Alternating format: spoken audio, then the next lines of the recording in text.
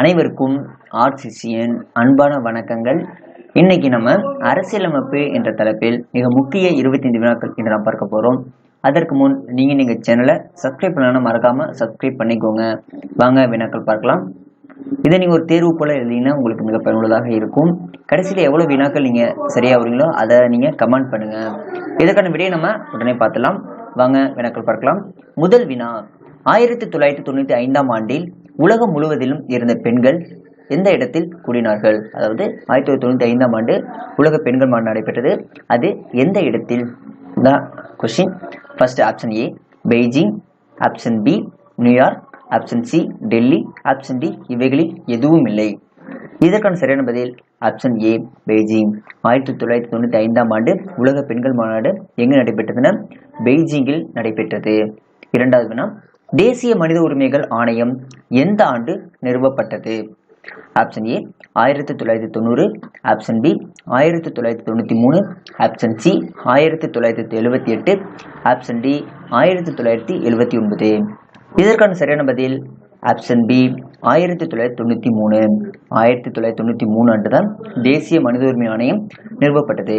அதே போல நம்ம இந்தியாவில் மாநில மனித உரிமை ஆணையம் எந்த ஆண்டு நிறுவப்பட்டது? அதற்கான பதிலை நீங்க கமெண்ட் பண்ணுங்க, அதில் நாங்க சொல்றேன் நான். மூன்றாவது வினா, ஐநா சபை 1979ஆம் ஆண்டை சர்வதேச டேஸ் ஆண்டாக அறிவித்தது. ஆப்ஷன் ஏ பெண் குழந்தைகள், ஆப்ஷன் பி குழந்தைகள், ஆப்ஷன் சி பெண்கள், ஆப்ஷன் டி இவற்றில் எதுவும் இல்லை.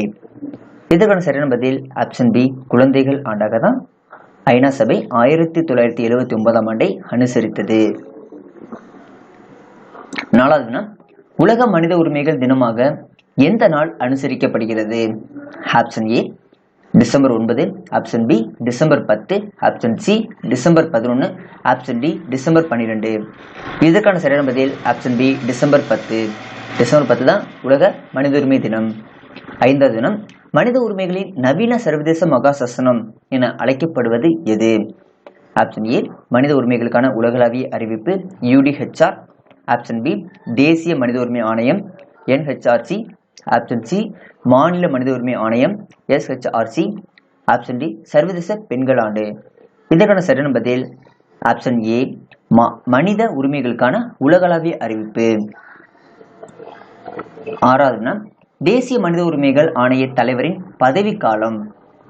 ஆப்ஷன் ஏ 5 ஆண்டுகள் அல்லது 62 வயது வரை, ஆப்ஷன் பி 5 ஆண்டுகள் அல்லது 65 வயது வரை, ஆப்ஷன் சி 6 ஆண்டுகள் அல்லது 65 வயது வரை, ஆப்ஷன் டி 5 ஆண்டுகள் அல்லது 70 வயது வரை. இதற்கான சரியான பதில் ஆப்ஷன் டி 5 ஆண்டுகள் அல்லது 70 வயது வரை தேசிய மனித உரிமை தலைவரின் பதவி காலம். ஏழாவது, தேசிய மனித உரிமைகள் ஆணைய தலைமையகம் அமைந்துள்ள இடம் எது? தேசிய மனித உரிமைகள் ஆணைய தலைமையகம் எங்கு அமைந்துள்ளது? Option A Pudhudelli, option B Mumbai, option C Ahmedabad, option D Kolkata. இதற்கான சரியான பதில் ஆப்ஷன் ஏ புதுடெல்லியில் தான் தேசிய மனித உரிமை ஆணையம் தலைமையகம் அமைந்துள்ளது. எட்டாவது வினா, தவறான கூற்றை தேர்ந்தெடு. ஆப்ஷன் ஏ தேசிய மனித உரிமைகள் ஆணையம் ஒரு சட்ட ரீதியான அமைப்பாகும். ஆப்ஷன் பி தேசிய மனித உரிமைகள் ஆணையம் ஒரு அரசியலமைப்பு சார்ந்த அமைப்பாகும். ஆப்ஷன் சி தேசிய மனித உரிமைகள் ஆணையம் ஒரு சுதந்திரமான அமைப்பாகும். ஆப்ஷன் டி தேசிய மனித உரிமைகள் ஆணையம் ஒரு பலதரப்பு நிறுவனங்களை கொண்டதாகும். இதுல எது தவறான கூற்றுன? ஆப்ஷன் பி தேசிய மனித உரிமைகள் ஆணையம் ஒரு அரசியலமைப்பு சாராத அமைப்பாகும். ஸோ அது மட்டும்தான் தவறான கூற்று. ஏன்னா இது வந்து அரசியலமைப்பு சாராத அமைப்பாகும். இங்க என்ன கொடுத்துருக்காங்க? சார்ந்த அமைப்புன்னு கொடுத்துருக்காங்க.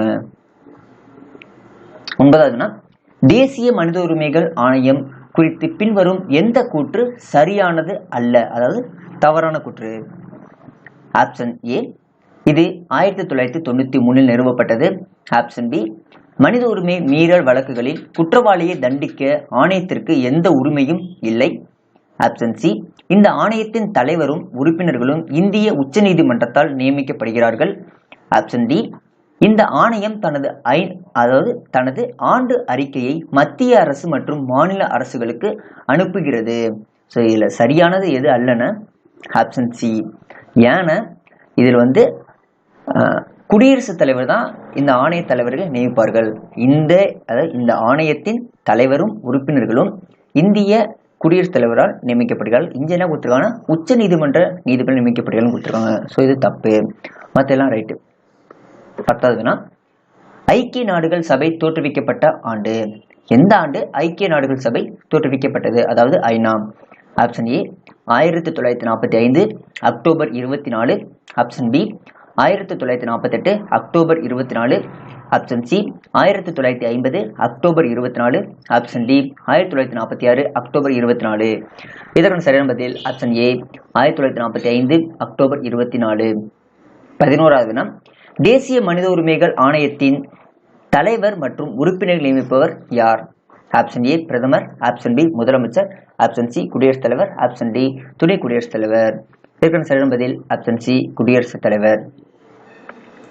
19வது சர்வதேச பெண்கள் ஆண்டு. எந்த ஆண்டு ஐநா அனுசரித்தது? Option A 1976, option B 1978, option C 1980, option D 1985. இதற்கான சரியான பதில் ஆப்ஷன் பி 1978.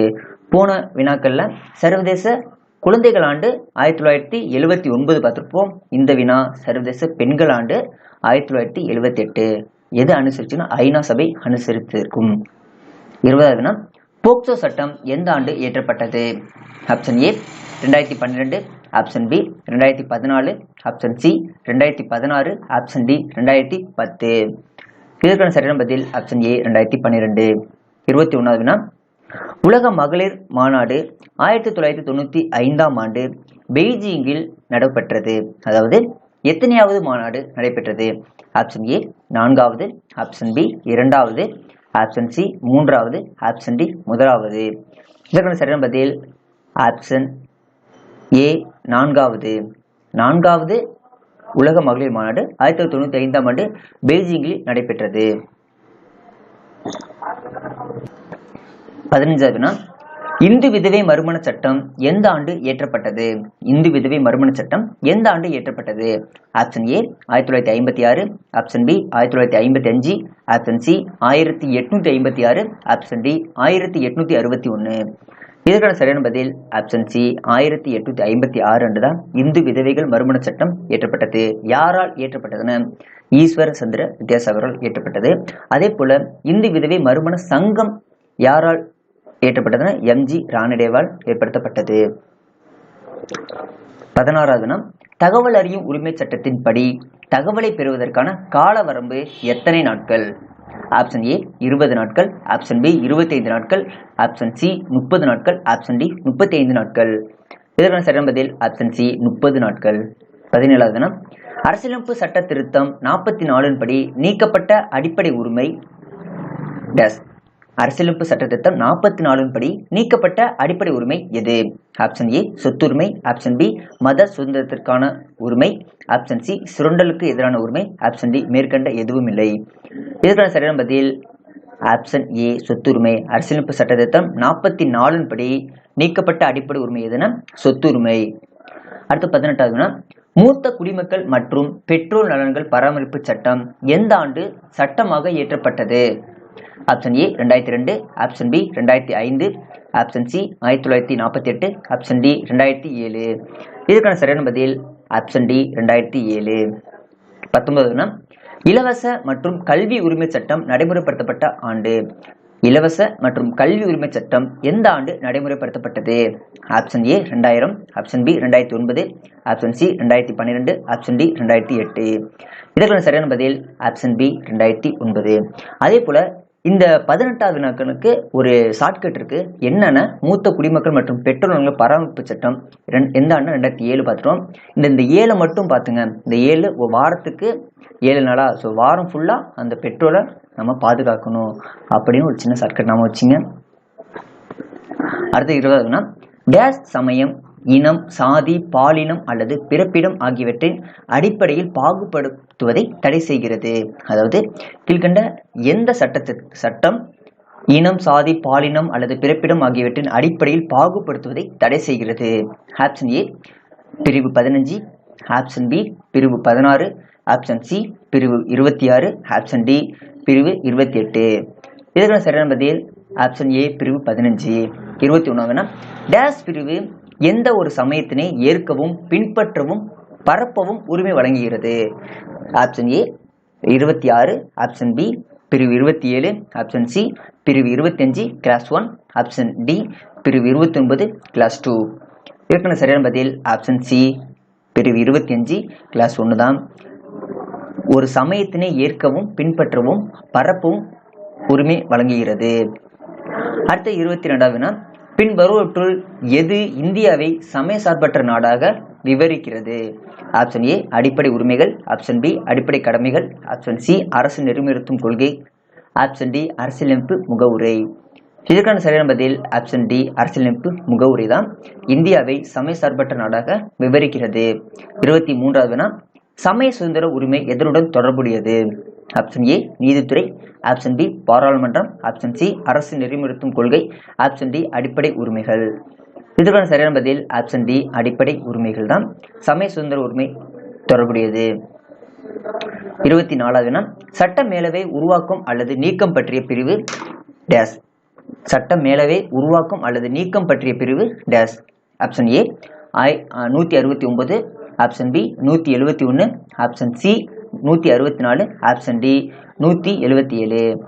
இதற்கான சரியான பதில் ஆப்ஷன் ஏ 169 விதிதான் சட்ட மேலவை உருவாக்கம் அல்லது நீக்கம் பற்றிய பிரிவு ஆகும். அதே போல இந்த 171வது பிரிவு எதை பற்றி சொல்கிறதுன்னா மாநில சட்ட மேலவை அமைப்பு பற்றி சொல்கிறது.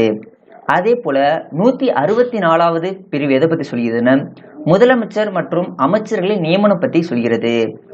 அடுத்தது 177வது சட்டத்திட்டத்தை பற்றி சொல்கிறதுன்னா அமைச்சர் மற்றும் மாநில தலைமை வழக்கறிஞர் சட்டமன்றத்தில் பேசும் உரிமை பற்றி சொல்கிறது. 171 என்னன்னா மாநில சட்ட மேலவை அமைப்பு பற்றி சொல்கிறது. 164 என்னன்னா முதலமைச்சர் அமைச்சர் நியமனம் பற்றி சொல்கிறது. 177 என்னன்னா அமைச்சர் மற்றும் மாநில தலைமை வழக்கறிஞர் சட்டமன்றத்தில் பேசும் உரிமை பற்றி சொல்கிறது. 177வது பிரிவு. 25 டேஸில் உயர்நீதிமன்றங்கள் கல்கத்தா மற்றும் பம்பாய் சென்னையில் தோற்றுவிக்கப்பட்டன. அதாவது எந்த ஆண்டு உயர்நீதிமன்றங்கள் கல்கத்தாவில் பம்பாய் மற்றும் சென்னையில் தோற்றுவிக்கப்பட்டன. Option A 1865, option B 1864, option C 1862, option 1869. இதற்கான சரியான பதில் ஆப்ஷன் சி 1862 ஆண்டு தான் உயர்நீதிமன்றங்கள் கல்கத்தா பம்பாய் சென்னையில் தோற்றுவிக்கப்பட்டன. அவ்வளவுதான் இன்னைக்கு 25 கொஸ்டின்.